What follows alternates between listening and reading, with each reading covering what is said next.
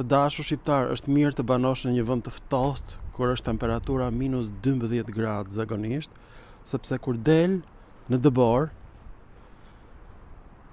të ikën ai entuziazmi pellazgjik, fiton aftësitë intelektuale dhe e kupton që çdo gjë është një mashtrim i madh. Dhe një nga mashtrimet më të mëdha është pikërisht fakti që kryeministri shqiptar është zgjedhur në Komisionin e Shteteve për Paqen.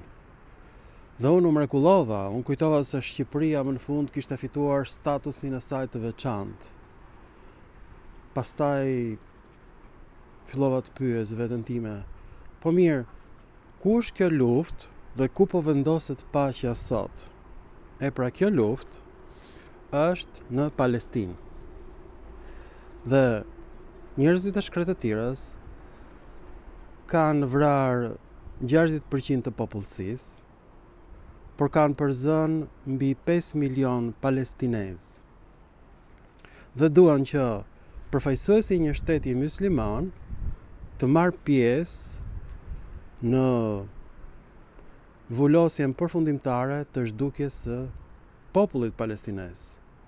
Nuk bëhet më fjalë për shtet, bëhet fjalë për shfarosje që bën pikërisht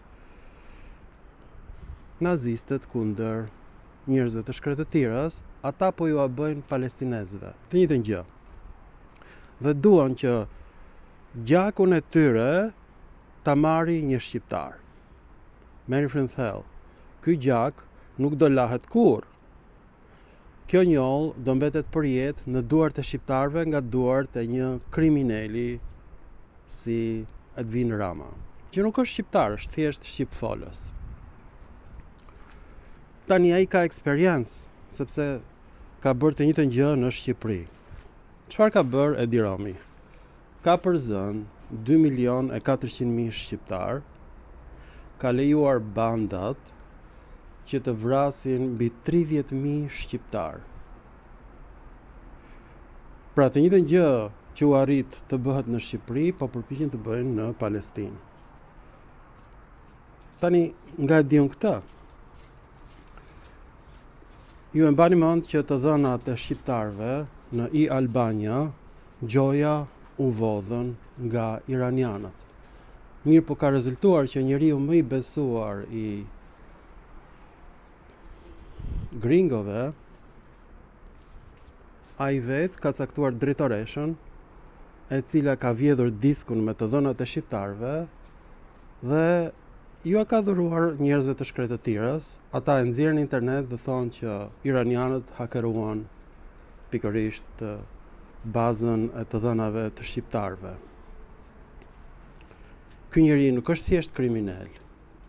Ky njeri por merr pjesë në shfarosjen e popullit shqiptar dhe në të njëjtën kohë do të marrë përsipër gjakun e miliona palestinezëve.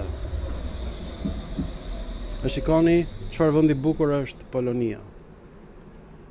Ne jemi fundi botës. Nuk kemi as tramvaje. Do ta kthejmë Shqipërinë në një kamp përqendrimi me Edi Ramin. Mirupafshim në filma të tjerë shkencor.